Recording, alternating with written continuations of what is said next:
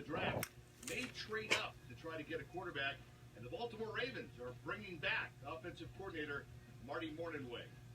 I'm Jeff Biggs. This is NBC Sports Radio.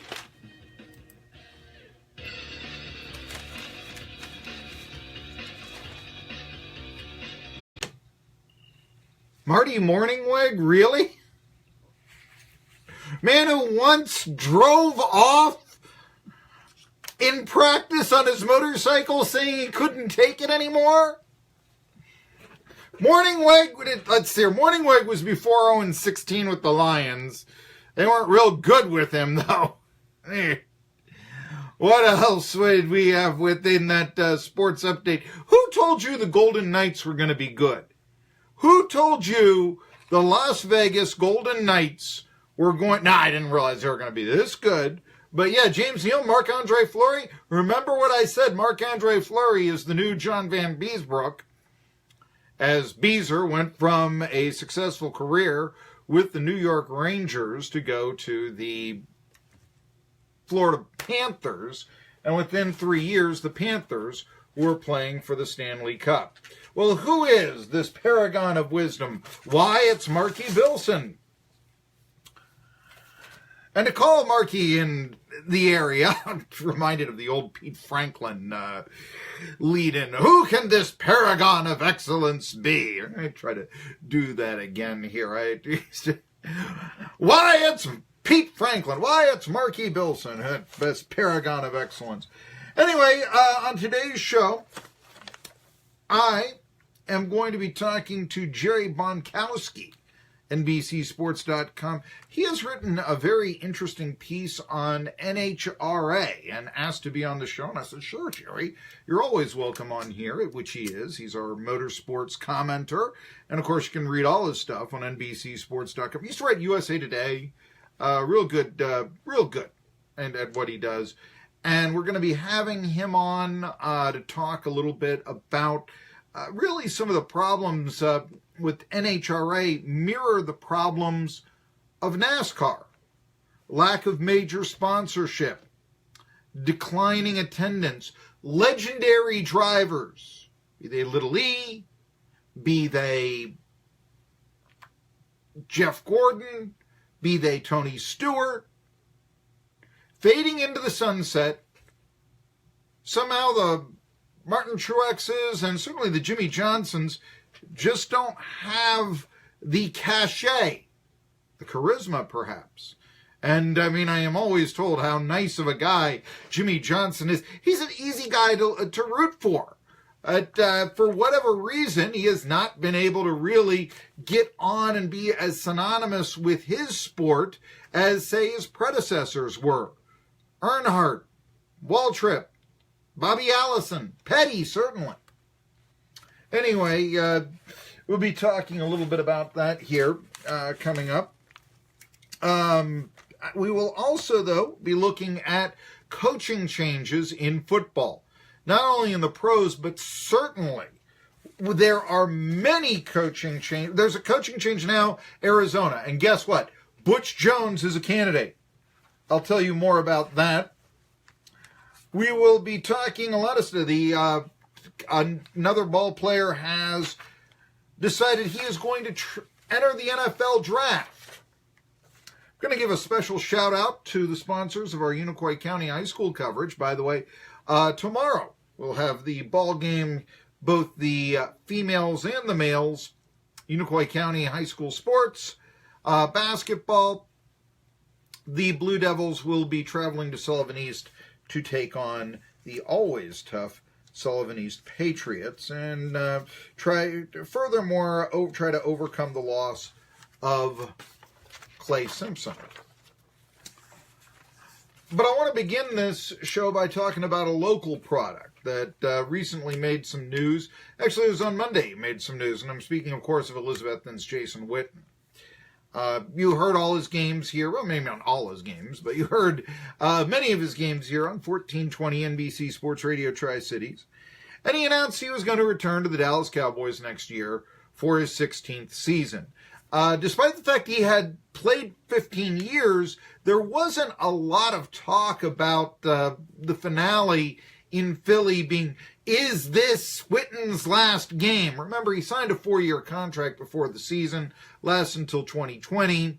So that is a way of quelling those rumors. And of course, Witten, and I got to be honest with you, I had forgotten totally about this, but he has started every game for the Dallas Cowboys since 2004, since Bill Parcells, for crying out loud. In fact, he has only missed one game in his entire NFL career. It was his 5th game when the Eagles played the Cowboys way back in 2003, his rookie season.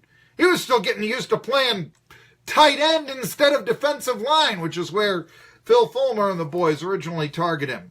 I don't know how many of you guys know that. Number 1 that he wore at Tennessee, that was in honor of Leonard Little. He was originally going to be Jason Witten, a big rush the passer guy, this sort of thing. Instead, he was moved to tight end and became one of the greats. And certainly Joe Buck, every time he catches a pass, the future Hall of Famer, Jason Witten. Here's a question. Is he the greatest professional football player ever from the Tri-Cities? And I'm inclined to believe yes. I'm not sure I would call him the greatest football figure. I mean, Steve Spurrier as a Heisman, won a national championship at Florida as a coach, but he really wasn't much of a pro quarterback, mostly a backup. I think 72, he was the primary starter for the 49ers. I guess Brody, I'm sorry, I'm 1 year old in 72, but he was the primary starter that year. I mean, I know John Brody of that era was the starter for the 49ers. But yeah, most of Spurrier's career was as a backup. I do remember him as the head coach of the Tampa Bay Bandits, where he had some success there, going 11-5, a couple of years of memories. Not 11-5, 11-7. Played 18 games back in those days in the USFL. Regardless. Other great Beatty Feathers. Now, we're going back to the leather helmet era there, but Bristol's Beatty Feathers not only was a Vols legend, but for the Monsters of the Midway, even before they thrilled the nation with their T formation and Sid Luckman, Beatty Feathers was a big football star, led the NFL in rushing one year, but he didn't have the longevity of Witten, and tough to compare eras. I mean, I would say if we're going to speak of that era, Sid Luckman is the greatest Bears quarterback of all time, and he came about in 1939. I don't think there's much debating that. However, you start thinking greatest player from this area, and I love me some historical figures. Hey, Peyton Manning once recognized Beatty Feathers in a picture. Remember that in his magazine profile? Anybody remember that? But I think you got to give longevity and all these tight end receiving records ahead of a guy who did pioneer the sport of pro football, yes, but really only led the league in rushing 1 year. And, a great Bears back, certainly, but an iconic back? Feathers isn't even in the Hall of Fame. And Witten will be. And Spurrier will be in the College Football Hall of Fame. He is. But he won't be in the pro. So you can make a definitive argument that Witten is the greatest pro football player ever from the area. And he'll be going back to the Cowboys next year, 16 years in the league.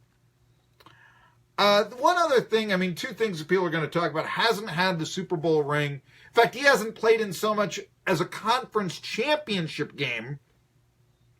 The other thing is the lucrative endorsement deals that he has with Geico. And I think really going back to, does he still do stuff with NyQuil? I know he used to be in print ads for NyQuil.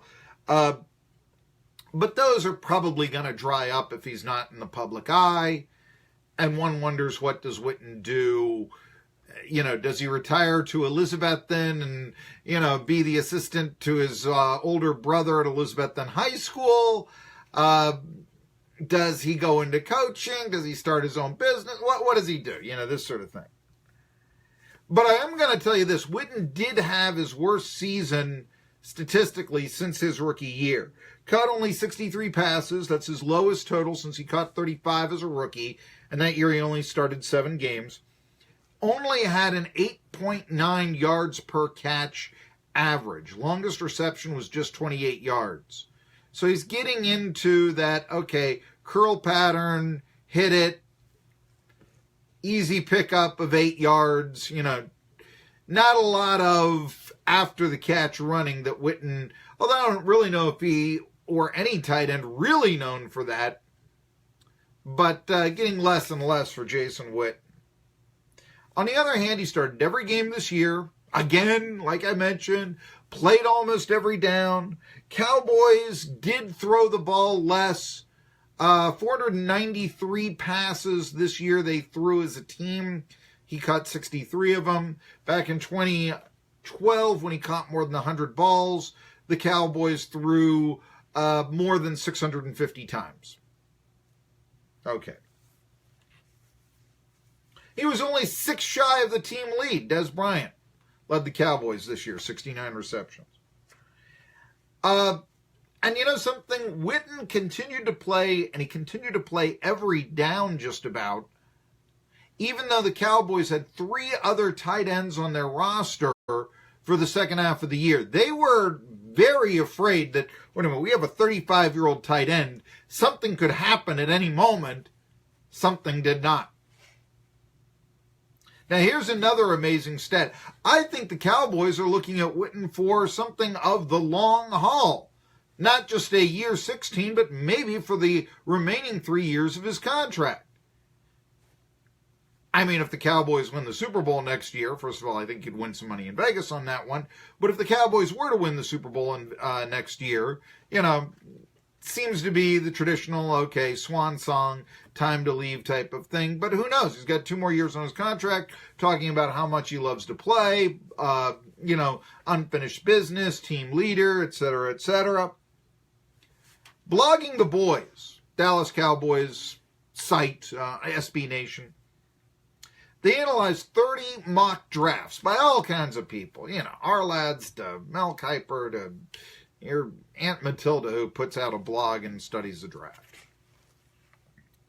Of all these 30 drafts, not one of them had the Dallas Cowboys taking a tight end in the first round. Think about that. They've got a tight end who's going to go into his 16th season. There really is no heir apparent. When they had a rookie tight end from Oklahoma State, he didn't catch a pass. I don't think he played in a game. If he did, he got in one. Other guys, they catch like 6 passes a year. The number 2 receiver, tight ends. I mean, there's just nobody else out there that's going to be able to take the slack of Jason Witten if and when he leaves for whatever reason. Be it retirement, injury, nobody on that current roster. Maybe we got to groom a tight end. Well, not right now is the feeling. And I do understand that mock drafts, oftentimes, they can come from fans who have, we love Jason Witten type of thing. But I was impressed by that. That not one mock draft of the 30 reviewed by Blogging the Boys had the Dallas Cowboys taking a tight end, at least not at this point, in the draft next year. Or I should say, I guess, next spring. It is 2018. Now, last week I had 18 undeniable truths of sports, or 18 sports maxims. Number 18, if you can recall it, I put that story up. It's on Medium. You can read it. You can also join our Facebook page, 1420 NBC Sports Radio Tri-Cities, and you'll find it when you scroll through it. But yes, the 18 undeniable sports truths of Marky Billson. And we had number 18 was, a sports franchise needs to take care of its legends. Otherwise, it loses its identity. Now, let me give you an example of that in a way that you probably never, ever understood before. But here's the deal. Certain organizations, I've talked about this, Mike Tomlin does not like veterans. He does not want his team to grow old. We even had Chris Adamski, who covers the Steelers, on here last week to talk about James Harrison. I really think one of the reasons why that situation got so ugly And to be honest with you, I think it started 5 years ago when he spent the 1 year with the Bengals, Harrison did. No question he wanted to play for the Steelers. He returned. But as time went by and he was being phased out, he became resentful. Had 2 sacks, a couple of hurries for the Patriots. I know some of his critics saying, those 2 sacks are on the last 2 plays of the game against the Jets, which is true. Still counts statistically. And I mean, it's a passing down and he's sacking the quarterback. Okay, there were some tackles early in the first quarter that he made, and he had 2 hurries throughout the game. So, but anyway, I've talked about this in that Tomlin, Troy Polamalu, Charlie Batch, Brett Kiesel, even Hines Ward, he wants you out of here before you grow old. It's a what have you done for me lately business. And you know who else was that way? The San Francisco 49ers in their heyday. Walsh, Seifert, think about it. Joe Montana finishing up with the Chiefs, even those past those 2 coaches. Mariucci was the coach at this time when Jerry Rice went on to play for the Raiders. But yeah, a lot of players on the 49ers probably were let go about a season too early or so, or at least they felt so. The 30 for 30 on Bill Walsh, there was a lot of resentment. There was even talk in 1989 that the players banded and said, we want to be better than we were before because we don't have Bill Walsh anymore. Randy Cross talks about, you can play 8 more years in the league, he was told by Bill Walsh. Oh, wow, that's great. But you can only play 3 or 4 more for me because I only want your best years. That was Bill Walsh. That's Mike Tomlin. That doesn't appear to be Jerry Jones. That doesn't appear to be Jason Garrett. Really, I don't think it's the New England Patriots who have picked up many old veterans over the course of time. Heck, look who is playing quarterback for him right now. And look who picked up Harrison. So while I understand that one does not want a team to grow old around them, not taking care of a sports franchise's legends may actually come back to haunt the Steelers. What if the Patriots play the Steelers in the AFC playoffs, say in the title game? Can't you just see James Harrison sacking Ben Roethlisberger? Can't you just see that at some point? And that'll be a huge story, and that's why I was talking about it so much, because it was the story of the NFL last week.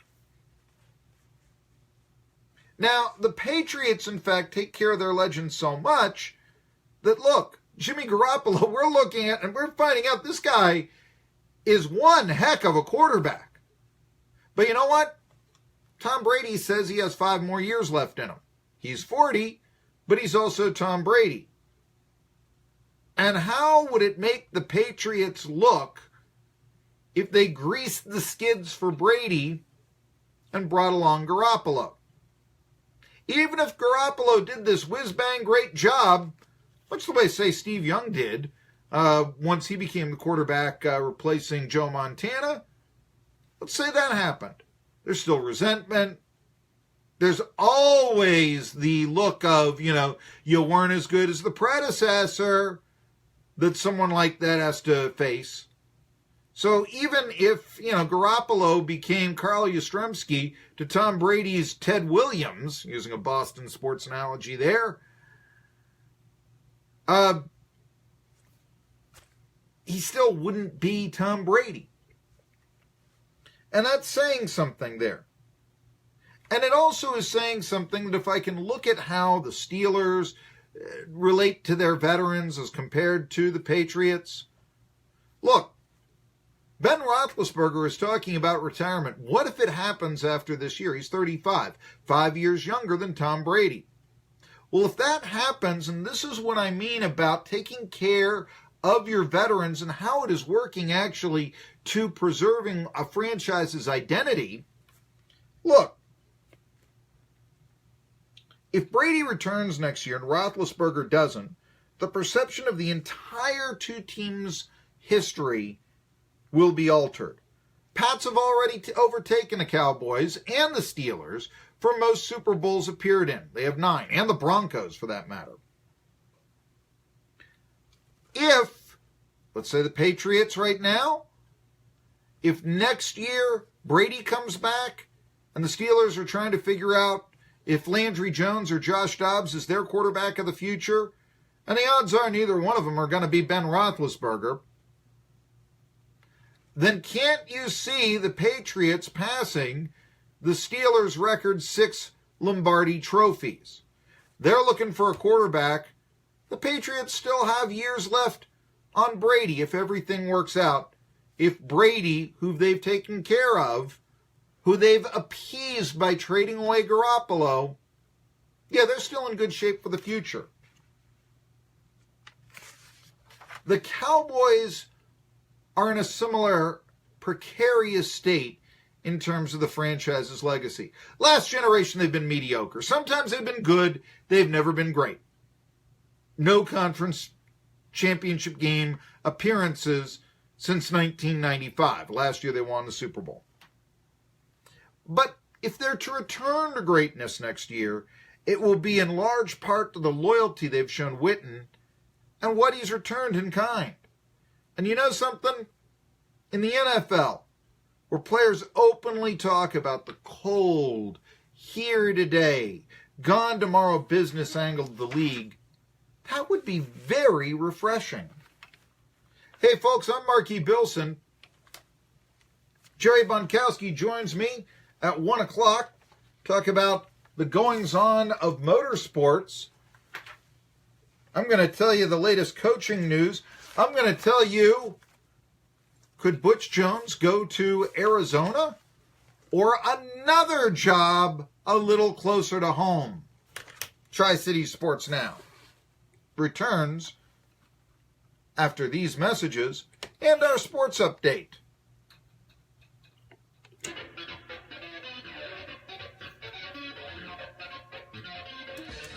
When you play the new multiplier instant games from the Tennessee Lottery, there's a chance you could win.